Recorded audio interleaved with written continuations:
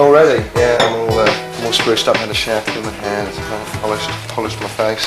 But basically, we're not going in with a proposal or anything. I thought about doing one of those nice laptop PowerPoints, but this is quite alright, and we're not going to go through word for word, but just basically a nice kind of, just going to give the nice feeling about it rather than go through all the details. Just actually go through about what Cool Britannia stands for and what people are going to get as far as the vibe, and then hopefully blow them away with a very nice 3D rendered image, which demonstrates exactly what it's going to be. Let's come on a bit since I Yeah, from that crayon drawing. Well, people are paying, they can see that they're paying for the generalised environment. Obviously the larger... Yeah, they're paying to be involved. What is it going to look like? What is this creation going to look like when you walk in? Well, right, okay, well let's look at We're talking about different areas. So, yeah, specific areas. So we've got fashion, music, Cinema. There's the bar, two times bar. There's lounges, dance floor. Video wall. We've got a video wall now. The thing about the Rimini thing is that it's going to show potential clients of ours that we can handle the whole job, not just advertising and design. It's the whole marketing of it, bringing on the sponsors. it'll be great and everybody will get something out of it. Everybody will be associated with something that's going to be different. It's a bit of going into the unknown really, because all the companies that we're approaching don't really know about Nightwave because it's an Italian thing. It's happening in Rimini, and it's not something that British companies are really aware of, especially the companies that we're approaching. If I just tell you who I've actually spoken to so far with regards and sent off proposals. We've got basically Gordon's are interested. Yes. Very interested. All you're talking about now are main sponsors, aren't you? Yeah, and that's right, and that's what I've already talked to. This is on the list. So basically, I've spoken to the Face Arena, who I've sent proposals off to, hope to get into. Updates as well, which is Dance Music Weekly. ID Magazine soon this week. Kiss 100, Radio 1, Scale Electric, Ben Sherman and Rizla. Now those are the people I've agreed to send to. That's obviously not including what David Brendan and Alessio and Mick, the other guys in the music, are talking about. But we should see, therefore, by the end of this week, we should have a good idea of who's going to buy it and who's not. What happened with the DTI? They like the idea, but again, they're playing it safe. So. As in, they're not coughing up any wedge? No, they're going to see if it goes well and then come on board if it's next year? Successful. Jump on there and say, hey, yes, we had something to do with it. No, you didn't. No, that's crap. They're coming to us to put on this event and showcase the best of Britain, and they're not going to help us. Oh, the UK government don't really actually. They'll put Cool Britannia on the top of their letterheads, but that's as far as it goes.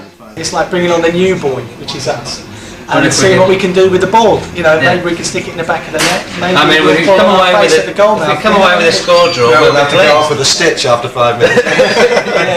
Chunk on our orange heart. Coughing. Number 4, Glendenning, you've been replaced. You're out. So we've got to be able to do the full 90 minutes and at least come away with a score draw. Absolutely. We don't want to. Don't want to be defeated. As long as we break even, but we put on an excellent event. I mean, the end. An event that people are going to talk about. It's not necessarily about. It's not about making up lots of money, because if we can do it and not lose money, then we have. What? But, yeah, we've won. Obviously, it's been. If we can do it and it doesn't crush the company in its infancy, unless we've got specific sponsors on board who we have confidence in, who are going to raise. There needs to be X amount of money that we want to have raised. Yeah, that's fine. That's fine. Do we know what that figure is? Well, I think we should just move on from there. I mean, the thing is we've already talked about this. Now, the money side, that's fine. I haven't. I mean, I've been away a week. Yeah, I don't know either. I'd still like to know. I'd like to know what the crack is. That's fine. We'll talk about it some other time.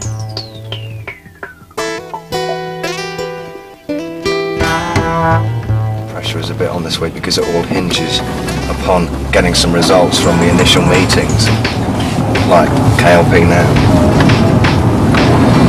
So before you were involved, was this the kind of meeting that Mark and Danny would have gone to together? Well, no, that's the difference. I mean, Mark and Danny were Third Planet Incorporated, and now we're Third Planet International.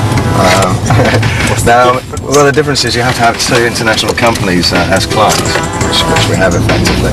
But the difference was that they were very much advertising and design, and now we're more advertising and marketing. which the significant differences on that is, you know, they were originally just taking briefs on something, on very, stop right in front of the car park. They were taking individual briefs on projects, didn't know where they're going to come in, and what we're trying to do is be a much more integral part of people's business. So, so you know, we want to be an extension of their marketing department. There's a lot of people out there, particularly coming from the 80s, you know, when everybody made half their staff redundant, you know, they streamlined their departments and found out that actually half the number of people could almost do, you know, the same amount of work as before. And suddenly we hit the 90s with, you know, companies being very, very lean. And it's something that nobody's ever recovered from, really. And, you know, every company I know, the marketing department is so overworked. And of course, when you get to that point, you know, it doesn't mean that they haven't got the ability and experience in the department. It just means they don't perhaps have the resources to actually cover off a lot of the work that they'd like to. So therefore, to find a company that has the same sort of background as they do, understands the market, and has the right credentials, and are nice people, genuine people. I think that's the main thing we're trying to do is develop a sincere relationship. You know, we're talking about a lot of the style of marketing isn't big advertising budgets, you know, particularly youth marketing, trying to get your product accepted into your target market's environment. It's really bloody hard to do a part with you guys filming and talking at the same time. I could juggle a couple of bananas, as we say.